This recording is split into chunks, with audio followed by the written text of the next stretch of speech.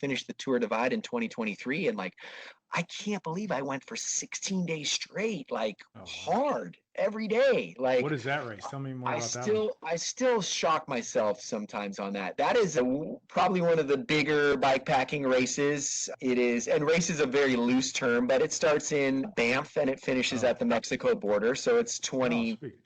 2,700 miles, and 90% of it is gravel roads, and you're riding through the Continental Divide basically on a climbing, but mostly all rideable. Very different from, like, I've done the Arizona Trail and Colorado Trail, and there's a ton of hike a bike on those. You're just like Mm. pushing your bike up really steep stuff, where Tour Divide is a lot of rideable stuff. But you're on your bike for, I don't know, 16, 18 hours a day. And, there's some stop time in there for a quick, but it's like, it doesn't feel like you're stopping. You're like frantically running around the gas station, filling your pockets. And then you're like back on your bike, eating, stuffing your face.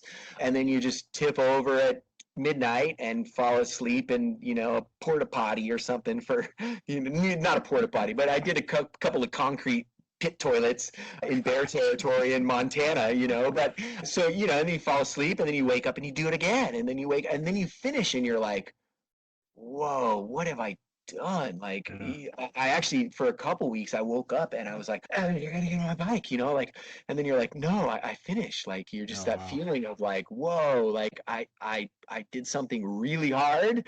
And then you look back on it, and you're like, I'm still surprised that I was able to, like, do something of that magnitude.